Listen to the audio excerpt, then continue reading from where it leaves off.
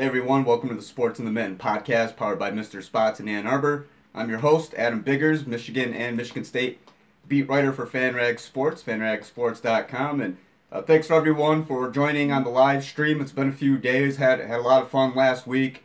Really enjoyed doing them. We're going to amp them up throughout the season. Obviously, this is just the beginning. I also want to thank everybody who's listening to us on iTunes and on Blog Talk Radio, the FanRag Sports Blog Talk Radio channel. And we're already getting a comment. Justin, Adam, hey man. Hey Justin, how was your weekend? I'm going to start off, guys. I really do want to keep it short tonight. Today we got our butts kicked. We were short-handed, and I pulled my quad. So I'm a little bit sore, and I just kind of want to rest for the rest of the day. But we want to do podcasts every Sunday evening at 8 o'clock, and Thomas had prior commitments, so he was unable to join us tonight. So hit the dunes hard, Justin said. I have to, today, man, I'll keep it short. I know you guys want Michigan football, but today, I mean, we played our butts off. I mean, we lost 8-1, but we were short-handed. Our infield, we didn't make any errors in the infield. It was just, they were hitting balls to spots in the outfield where we couldn't get them. So, I mean, they got base runners on. I thought that our pitching was all right, especially Jeff Wirt came in and did a good job to close it out. And hey, that's baseball. I think any of you guys who've ever played baseball or just any sport in general, you have your good days, you have your bad days, but we had good areas in some ways, and not some others. So hopefully we rebound Tuesday, get a win, because we are a good team. So anyway, enough of that. Michigan football, the Wolverines football, that's what you guys come here for. I have some updates. I do want to start off at the top of the show, because I know everybody's talking about this roster thing, roster. I have talked to the Michigan Athletic Department. There is no specific rule or stipulation or anything like that when a roster has to be made public. They have to have a roster by game day. So although I know the Big Ten said it needs a roster for statistical purposes, that as far as there being a rule, there is not an actual rule. It's up to the discretion of the team. So it sounds like Jim Harbaugh, he tweeted earlier, he said, and I'm sorry, I just missed that huge question. If you could pop it up one more time, I'll get to it. Harbaugh said he'll have rosters posted by August 30th. And with that said, I do have an update, a height, weight update, because last year on mgoblue.com, he was listed at 6'4", 240. Sean McCune, it is not McKeon, and I have said that wrong more than a few times on this podcast, but Sean clarified for us the other night. It's pronounced McCune. That video is actually on my YouTube channel, so you guys go ahead and check that out. And he's 6'5", 240. So I want to start off tonight's discussion with, at least on my end, about the tight end group. And then I'll also take your guys' questions. Let's start with a question here. What kind of game plan do you expect Florida with a good secondary, young receivers, too conservative finish off last year? Braden Hudson. Braden, it's hard. It's really hard. It's difficult to give like an intelligent answer other than, beating around the bush. And just, being wordy about, well, they're going to prepare. It's really too early to tell. I know that some guys on the Michigan team have watched film of Florida on their own during the summer, but as a team, I mean, I think right now is the time when they're really going to start analyzing film. So let's hold off until a little bit later on that. Braden, do you expect Pep to change the offense too much? No. And actually, Braden, it sounds like other than, some of his philosophies and everything that he's bringing, but it is going to be, we've talked about this several times, I think it's going to be a little spreadier at times. I think they're going to utilize speed, but Sean McCune mentioned it's just terminology, really, it was kind of the only change, and they're getting used to that. How about the Tigers beating the Dodgers, Cameron Clark? I know, hey, JV, right? We were playing when the Tigers game was on. I didn't get home until the tail end of it. Chris Smith, does Washington working at safety mean he is slipping from quarterback race? That's a great question. Pop that one up again, though, because I want to stay on topic real quick. I'm just giving an update on the tight end. So, and I wrote this. It's on FanRag Sports. Go ahead and check it out. I tweeted it from my Twitter, at AdamBiggers81, at FanRag Sports, at FanRag_U. And this tight end rotation is something I think that really has... I know everybody's used to Jake Butt, and I think first and foremost, get Jake Butt out of your head. I mean, Jake, great player, one of the greatest at Michigan, but it's really, especially, I mean, if you look at some of these guys that just left, it's unfair to even directly compare. You know, people were talking about Jake among the greats, guys who'd played long ago, and now you have a group that's coming in right after Jake Butt. So I think any head-to-head comparisons or expectations may not be fair. Although Tyrone, I just say that Tyrone Wheatley Jr. is on the Mackey preseason watch list, but these guys are huge. They're all 6'5", 250 and heavier. And when you look at the dynamic, Braden says someone saw predict Wheatley to put up better numbers than Butt last year.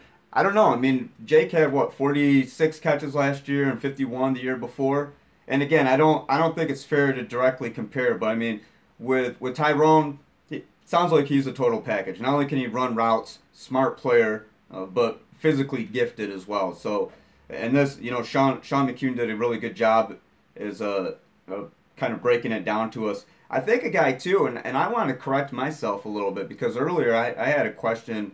This was probably about a week ago or 2 weeks ago about my expectations for Zach Gentry, and I hadn't heard a peep about Zach at all since the move from quarterback to tight end. And lo and behold, they tried him out to us. So my initial thoughts were that it was Wheatley, Bunting, and McCune, kind of those guys. But I mean, they might go 4 deep, I guess, with Gentry as well. I don't see why that they would trot Gentry out to talk to us if they weren't expecting him to be on the field or be some type of contributor. So, and I had a question on Twitter, and I'm going to get to those too after I take care of the ones on YouTube. Is it a hint? They wanted to know, and this is Haiti Live Radio. Is coaching staff giving us hints by who they send out to meet with the media and who they show on their audio-visual materials they publish?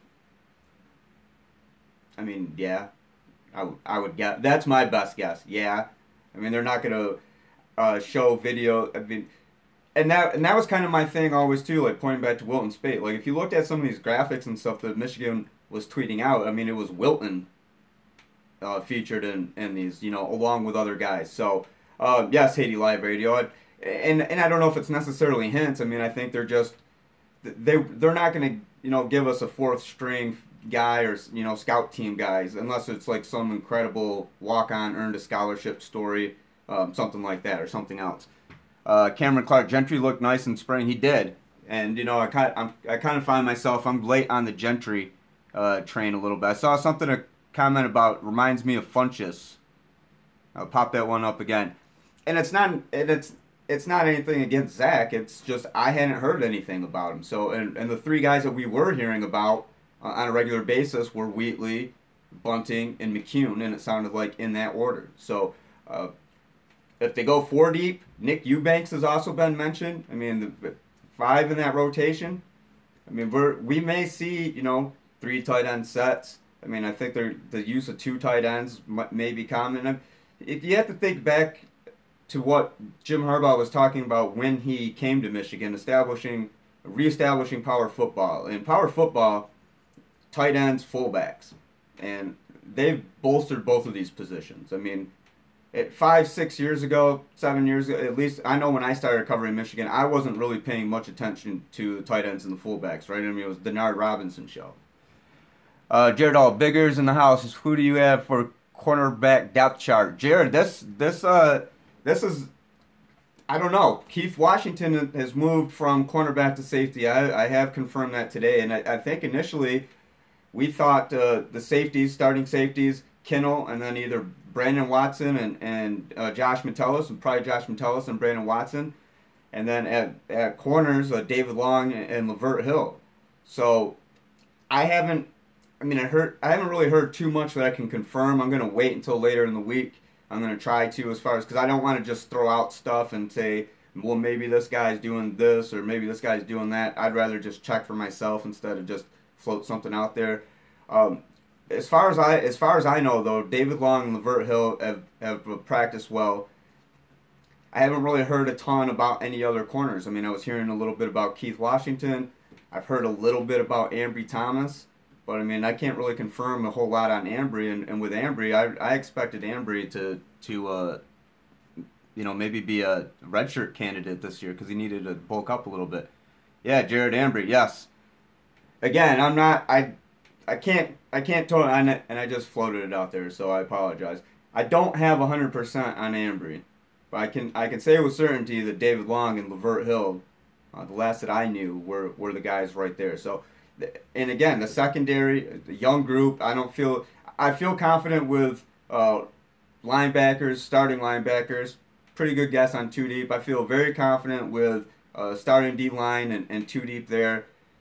Pretty confident with the rest. Secondary is kind of something else. Haiti Live Radio, who do you see returning kicks and punts? We've gotten this question before. Haiti, thank you. DPJ comes to mind, but Chris Evans comes to mind. Eddie McDoom comes to mind. And I had mentioned this. This is just me based on his athleticism, because, I mean, we saw Jabril do it last year.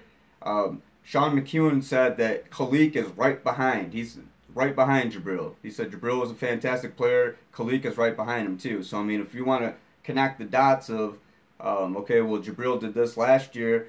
Khalik's basically coming in to take that role. Are they going to expect the same from him? So I would think Khalik would be a possibility. Big Bubba Blue, I believe this team has the ability to be better than last year. Would you agree? I mean, there's probably arguments for and against. I don't necessarily have a strong opinion on that. I think last year's team had all the experience, had a ton of talent, and it had the schedule to make the college football playoff. I think this year, I mean, we see a lack of experience. We see a much more difficult schedule starting September 2nd at Florida. And I'll be in Dallas, so make sure you follow me. Again, at AdamBiggers81. Follow FanRag Sports as well, at FanRag_U. We'll have a ton of stuff. I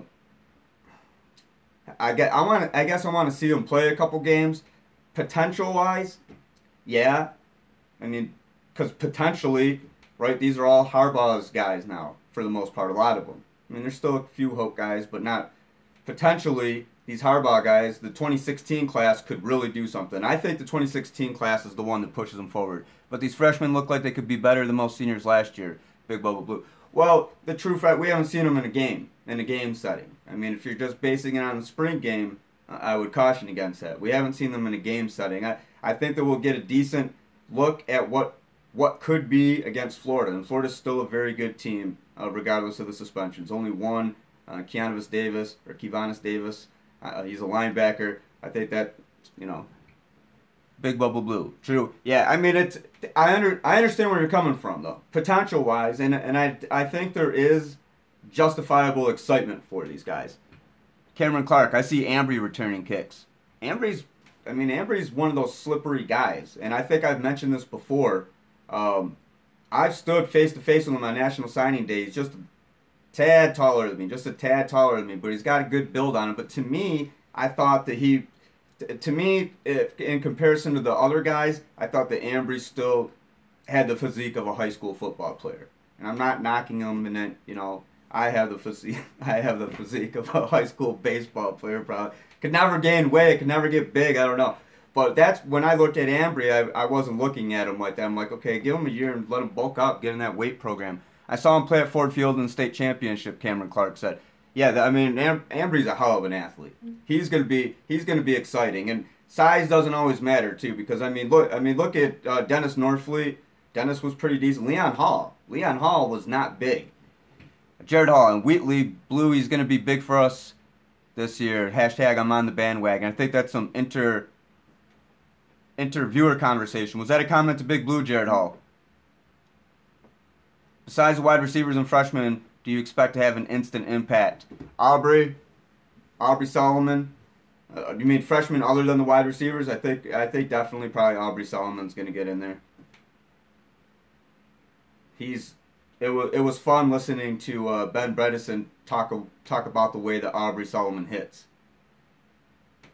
I saw Josh Ross tear up my Chelsea team in the state finals. Josh Ross is tearing up everybody in practice. These guys, the buzz on Josh Ross is this guy is laying the hammer. And other guys are hitting hard too. Khalik Hudson's been called violent. It sounded, at least to me, the way that I'm interpreting it, when people talk about the way Josh Ross is hitting, it's and I think that was actually Ben talking about Josh Ross. Someone else mentioned Aubrey. We've talked to a few guys. I'm trying to keep my stuff in order. I gotta look back what I tweeted, what I wrote. But word on the street is Josh Ross is just boom. instant impact. You want to talk instant impact in the literal sense? Josh Ross. Josh Ross will probably be in that linebacker rotation from what I'm gathering. Big Bubba Blue. I don't know about you guys, but I'm dying for some Michigan football. So am I. I'm dying for college football. Cameron Clark. No one talks about Jordan Anthony. Yeah, Jordan. He got mentioned. Chris Evans. And I don't know if you saw the show the last time I mentioned it. We got Chris this past week or week and a half ago. Chris mentioned that he felt sorry for guys that Jordan Anthony and Drew Singleton hit in high school. He said that those guys are some hitters too. So it sounds like here's this, I guess, overall skinny on these young linebackers. Super quick, super hard hitting, athletic guys. And you guys have probably heard me talk a lot. I really like 2019 commit Charles Thomas. Really like this kid. I think his game is. I'm expecting. I don't usually like to hop on the bandwagon of a recruit and say, this guy is going to be a star. I think Charles Thomas is going to be a star. I think he's a real deal. So who's starting linebacker? I think it's Noah, Devin, Mike. We're going with 3 linebackers. Noah, Devin, and Mike. Dale Terry, do we have a better D-line in the Big Ten, better than the Bleep Eyes? No. Probably second best. And they're probably 1-2 in the nation. I mean, Ohio State has, Tyquan Lewis. He's returning defensive lineman of the year in the Big Ten. Thomas was recruiting well for Michigan, too, says Cameron Clark. I've talked to Charles over the summer. You guys can Google that story. Wrote that for FanRag Sports. I remember him telling me about it on his visit that Don Brown took him in the film room for like an hour and a half. He said that Don Brown and Jim Harbaugh said they're going to remain in contact and basically talk to him like they're coaching him until he gets to Michigan. So he was pretty excited about that. I think I have a few questions from Twitter, guys, if you don't mind if I hop on these real quick. This one comes from Jonathan Lorman, and I'll read his Twitter handle. At J.R. Lorman, Lohrmann, 2 N's there.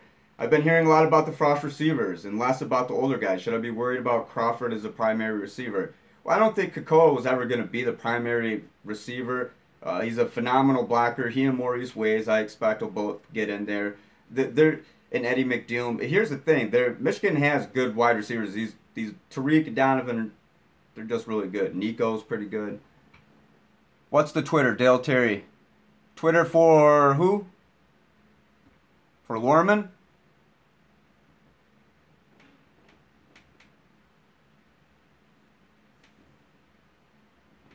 Oh, mine. Dale, it's at Adam Biggers 81. 80 AM BIGGERS 81. And let me see. You have some comments from Ohio Jaguar if you're watching. Hello.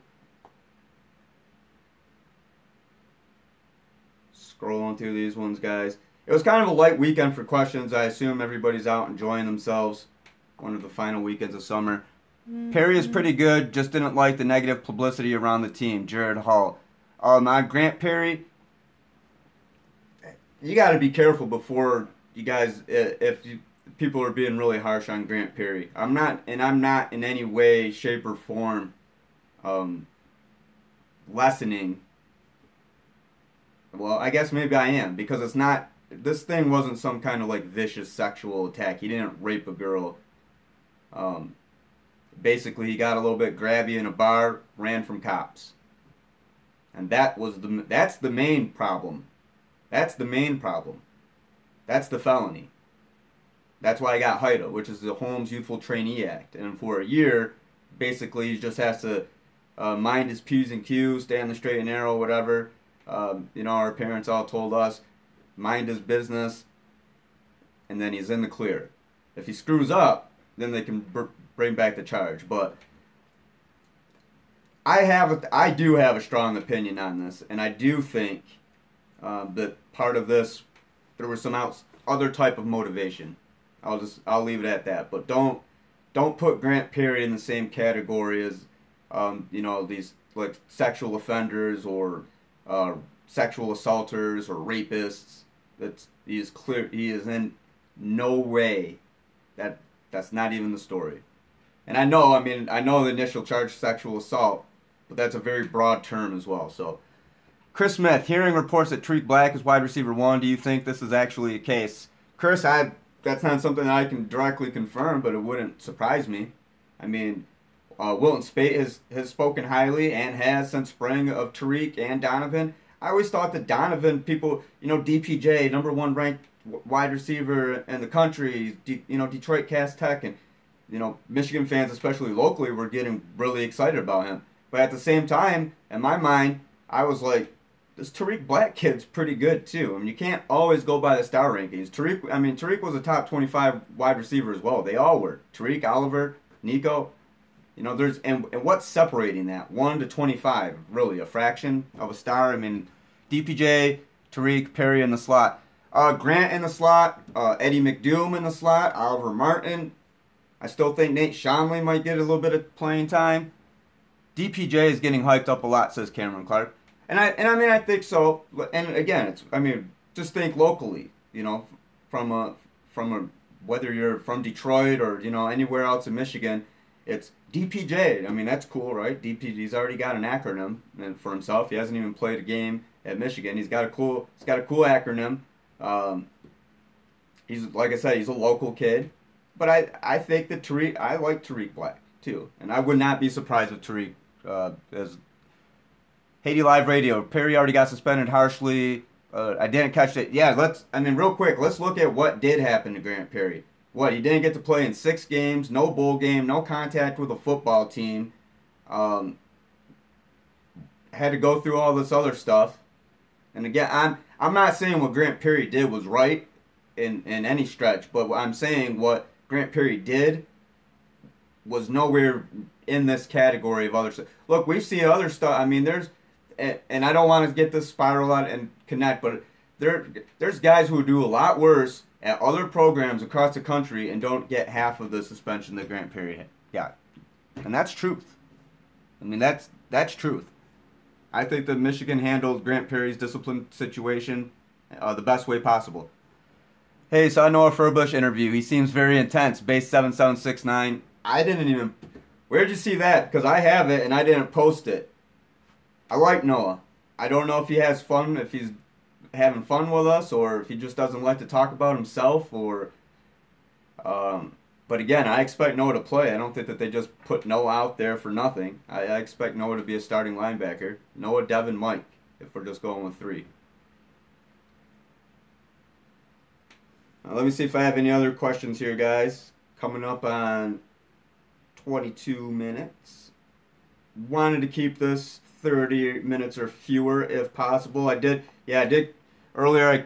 What was that last one? I didn't see that last one.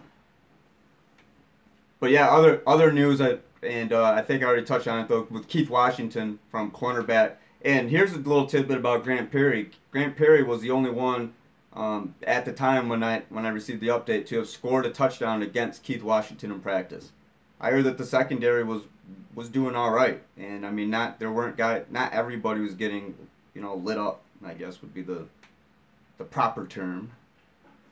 So that kind of addresses a question that was from at GoBlue5730. He just says, makes sense. Young and then crowded at cornerback.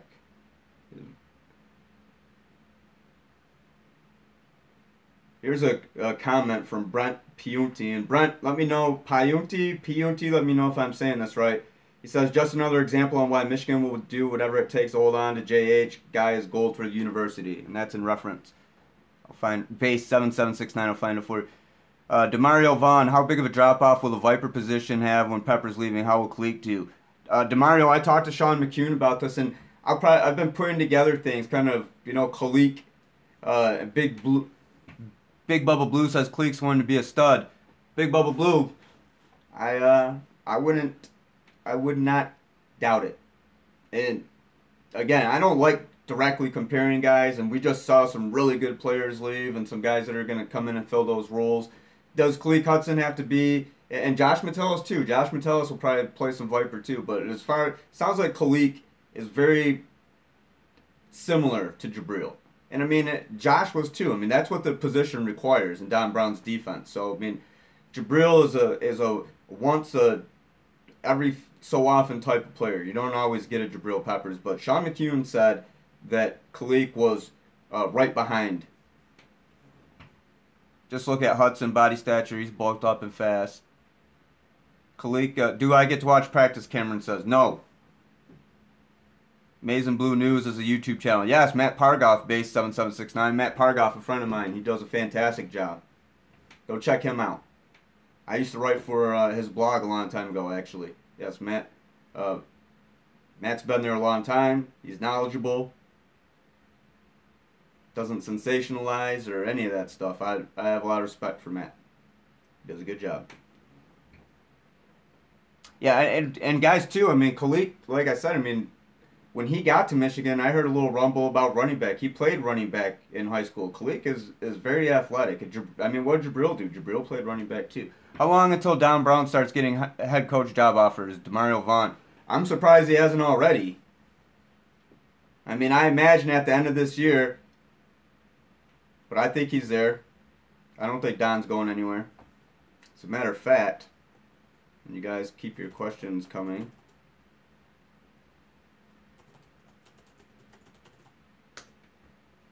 If you have them. He's not going anywhere for 5 years. I wanted to make sure that I brought up the number. But if you guys remember back at right after the Orange Bowl, he signed a 5-year extension. So I want to make sure I get the money right, because Don's getting $1.4 million per year, and that's according to a report from Fox Sports. So yep. It's referencing the Furbush interview on Maize and Blue YouTube. Jared, yeah, I have, yeah. And am I going to Texas Rangers game Friday, September 1st? No, I'll be down there, Brian, but no baseball games for me. I'll be getting ready to work. Yeah, with the Noah Furbush thing, I mean, some guys just like being in front of a camera. Imagine yourself, and I didn't post a video because I didn't want a bunch of stupid comments in there, because, okay, Noah's personality doesn't come out like some other guys do. But you have to understand, too, there's a big group of people. There's TV cameras. I'm standing there with a little tripod that looks like a gun handle, sticking it in the guy's face. There's other guys with microphones and tape recorders and stuff, and, I mean, it is what it is. He's a nice guy. Not everybody, enjoys his time. I wonder if Michigan's like, hey, no, you got to go talk. I don't know. I thought he did fine. Oh, very focused. Yeah, and that's another thing, Base. I mean, Noah is a, if anything, very straightforward, focused guy. You know, some guys will sit and joke around with us a little bit, and we don't talk to Noah all the time either. This is like only the second or third time I can remember within the past 2-3 years that we've gotten him. So maybe he's not as used to us as other guys. There's other guys who really enjoy it. And it depends on the questions too. I mean, let's face it, if you watch that Noah, I tried to ask him some questions, other guys did. I mean, it all depends on the type of question too, so. Any other questions, guys? Gonna wrap it up here shortly. And Thomas sends his regards. Again, he had prior commitments earlier. Wasn't able to get with me tonight at 8 o'clock, but next Sunday night he will. I'll have a couple solo podcasts, at least 2 throughout the week, so be sure to tune into those here on my YouTube channel. I think the guys are getting tired of answering questions about the young guys. Everyone, coaches and players, keep quiet. Jared, and that's the thing, too. Noah rarely, I mean, everybody was asking Noah about other people, and this happened last year, too. Tell us about Jabril. Tell us about Jabril. You know, I'd be like, go ask him. And I asked him a little bit about playing against not only young guys, but position groups, and he gave me that answer, well, you'd need to talk to them, something along those lines. But, you know, from his perspective. What guys are great to interview? Cameron Clark wants to know. Sean McCune was really good. Ben Bredeson's really good. Rashawn's really good. Spate's pretty good. Let me see, who else? Jabril was always really fun. Maurice Hurst has gotten good. Brian Monet And maybe I like Brian just because of his energy. He's happy to be there. You could tell that. Maybe he doesn't always know what to say, but and again, put yourself in these guys' position. They just got done grinding in practice for 2-3 hours. They come out and then they come talk to us, and they're getting all these questions just thrown at them. So I mean, it is important to remind that. Ambry Thomas thinks he gets playing time this year. Nick Tomain wants to know. I think so now. Demario Vaughn, shout out to Flint, my hometown. What's up, Demario? Where'd you go to high school? I live right by Central. I did not go to high school in Flint, but I've lived in and around Flint my entire life. I used to coach baseball at Flint Southwestern, actually, and now that's combined with, just as you know, since like 2009 when Central shut down. Now they're all combined to one. I'm not sure if you realize that. Now it's called the Flint Jaguars, and I guess there's going to be at Northwestern. That's the north side of town campus, and the southwestern campus is the south side of town campus, if I'm getting that, if I've understood that correctly. Cameron Clark, did I get nervous talking to Jim Harbaugh for the first time? Demario, I went to Atherton, not in Flint, but I lived in Flint. Demario, that was actually, I coached at Atherton actually, hold on, while we're on that subject. Oh, it's somewhere back here. Here we go.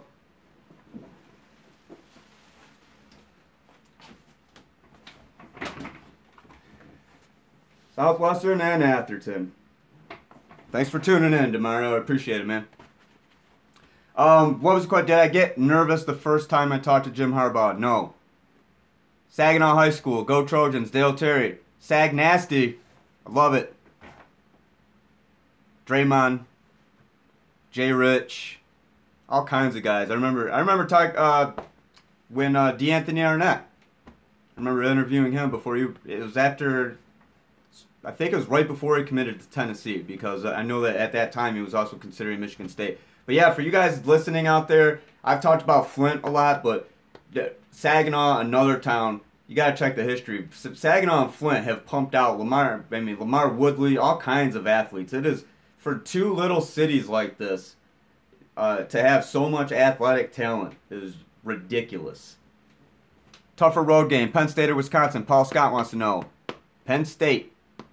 Penn State. Before I let you guys go, any other local people in here? Flint, Saginaw, Lansing, Pontiac. You cover MSU, Cameron Clark wants to know. A little bit of football, but I go back and forth with Michigan and Michigan State basketball, because I don't really do a lot of stuff on the road during college basketball season, so basically whoever's at home. Lansing, Justin Green. Yes, sir. I have relatives out there. Base 7769, Detroit. Yes, we are. Everyone is in the building tonight. Lansing, Flint, Detroit, Jackson. Cameron Clark goes to Lumen Christi. Don't forget, Mark Ingram was from Flint. He was Demario. He actually went to Flint Southwestern and transferred to Grand Blanc. And it was a funny story when I was at Southwestern. All the kids used to talk about Mark Ingram, Mark Ingram, Mark Ingram. I think I've told this story on here before. And I said, hey guys, let's go in the hallway real quick. So I took them in the hallway and I pointed up at a picture. And I said, do you know who that is? And they said, like a former principal. I said, no, it's Rick Leach. Rick Leach went to Flint Southwestern. It was before they were the Knights. He was Colts. Dale Terry, Wisconsin. Something about Wisconsin. What about Wisconsin? You think Wisconsin would be a tough road game, Camp Randall, but Happy Valley, I think. MSU starting safety, Kerry Willis went there. Yes, he did. Jackson Lumen Christi. Jackson Lumen Christi's had good football. I think Lumen Christi has good baseball, doesn't it? I'm not entirely up on the, and if you guys ever want to talk like local sports, high school sports, a little bit of the stuff, just a couple, like just to drop some names right now. I mean, if you're paying attention to NBA draft, Monte Morris, or now NBA, summer league's over. Monte Morris, I covered his first game when I was at the Flint Journal. They played Flint Northern. I don't remember the score, but they lost. I couldn't tell if Monte was left or right-handed, skinny little kid. And now look at him. I'm not surprised. Kyle Kuzma's another guy. He bounced around, went to Bentley a little bit. Base, I'm in Arizona now. Went to Detroit. Went to high school with Jalen Rose and Vashawn Leonard. I'm trying to think who else. Sean Respert as well, one of my all-time favorite college players. I'm forgetting the name of the school. It was a Catholic school in Redford. Just throwing a name out there. Herb Brogan has been head coach at Lumen for over 30 years. Yeah, when you have a guy like that who's just been there forever. I mean, look at Detroit Catholic Central. I think, if I'm not mistaken, Tom Mack's no longer the coach, but he was the coach there for a while. They just won the state championship last year. Are you talking about football or baseball, Cameron? But yeah, I mean, just in general, so many big. It just blows my mind sometimes to think of the names that come out of the Detroit area: Flint, Lansing, Cameron Clark's football. Thanks, Cameron. Herb Brogan, Jackson Lumen Christie. I remember a guy who used to play up here at Mott. He went to Napoleon. His name was Marshawn Norris. Marshawn is one of my favorite guys I've ever covered. A class act, and just really, he kind of filled me in a little bit on Jackson area high school sports. And yeah, he was Napoleon, and those are the Pirates, I believe. So anyway, guys, I don't think I have any more in Michigan. They won baseball last 2015, won in the Final Four in 2016. Cameron said, "Yeah, thanks, Cameron. I've like I said, I thought that Jackson Lumen Christie was pretty good. So, well, hey guys, I really appreciate your time tonight. I'm starting to ramble on a little bit, and this quad's starting to get a little bit sore on me. So, I appreciate everybody for watching the live stream here on YouTube. I want to thank Tim and Keith at Mr. Spots in Ann Arbor. MrSpotsAnnArbor.com, 808 State Street. We'll be giving away some food, wings, steak sandwiches, all the goods. So be sure to watch the show this year. Find out how you can win. It'll be trivia and really easy stuff. I'm gonna try to give you guys free food. Just answer some trivia questions, and we'll have fun with it. Again, follow me on Twitter at AdamBiggers81. Follow the podcast on Twitter at Mitten Sports MI. Search us on Facebook, Sports in the Mitten. Follow my co-host Thomas Bendit at T Bendit and at BT Powerhouse. And again, let me see what other plugs do I have to mention here. FanRag Sports at FanRag_U, FanRagSports.com. And again, I'll have a couple solos this week. We'll have some availabilities. Feed me your guys' questions. I'll ask for some more tomorrow morning, and we'll get another podcast. But I figured I just wanted to do a Sunday night one for the sake of having the Sunday night one, and it ended up being kind of fun and talking to you guys. And I like knowing, like, where people are from, that kind of stuff. And so I'm glad that people from Lansing, Flint, Detroit, Saginaw, everywhere, I'm glad that you guys are watching. So enjoy the rest of your weekend. Have a good week. I'm Adam Biggers, and I'll talk to you guys soon. Thanks.